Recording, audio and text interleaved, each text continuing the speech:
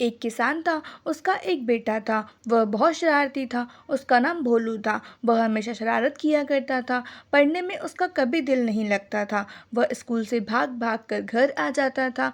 गांव वालों को परेशान करना और पक्षियों को पत्थर मारना, घोंसलों को नष्ट कर देना, यह उसका हर रोज का काम था। उसकी इन हरकतों से किसान और उसकी पत्नी बहुत ही परेशान रहते थे। एक दिन वह अपने पिता के साथ खेत में चला गया। उसके पिता खेत में हल चला रहे थे। वह खेत में आती जाती औरतों पर पत्थर मारता, उनकी मटकी को फोड़ने में लगा रहता था।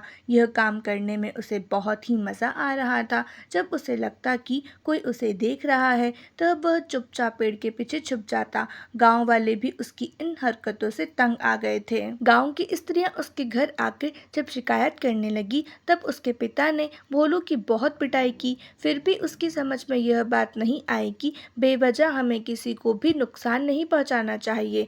एक दिन जब वह अपने दोस्त के साथ खेल रहा था, तो उसने कुछ गडरियों को वहां से जाते देखा। वह अपने मेमनों के झुंड को ले जा रहे थे। उसने उन मेमनों में से 1 महीने के बच्चे को चुपके से चुरा लिया और 2 दिन तक उसे कुछ भी खाने को नहीं दिया। उसके दोस्त ने यह सब करते उसे देख लिया। उसके दोस्त की माता ने उस मेमने के बच्चे को अपने घर में रख लिया। एक दिन वह अपने पिता के साथ मेला देखकर वापस आ रहा था। उसके पिता किसी जानने वाले के साथ बातें कर रहे थे। वह धीरे धीरे आगे चलने लगा और पेड़ों पर चढ़कर गिलोरियों को तंग करने लगा। उसके पिता ने सोचा कि उनका बेटा आगे ही गया होगा। भोलू रास्ता भटक गया था, पता ही नहीं चला। वह बहुत घने जंगल में फंस गया था। वह जोर जोर से रोने लगा। उसके रोने की आवाज किसी को भी नहीं सुनाई दी। उसके चीखने चिल्लाने की आवाज सुनने वाला कोई नहीं था। अचानक एक बड़े पत्थर के नीचे उसने रात बिताई। वह सारी रात सो नहीं सका।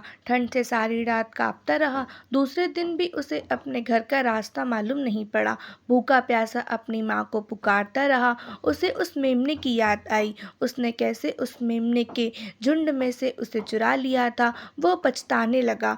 सोचने लगा कि मैं कैसे अपने माता पिता से मिलूंगा।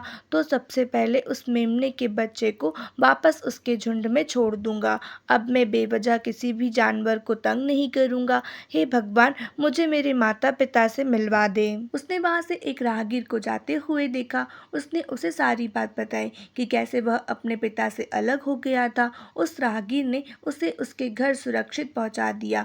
घर पहुंचकर उसने सबसे पहले उस मेमने के बच्चे को बहुत प्यार किया और उसे मेमने के झुंड में पहुंचा दिया। आज की स्टोरी बस इतनी है। अगर स्टोरी अच्छी लगे तो लाइक शेयर एंड सब्सक्राइब करना बिल्कुल भूलिएगा। मिलते हैं नेक्स्ट स्टोरी में, तब तक थैंक्स फॉर वॉचिंग।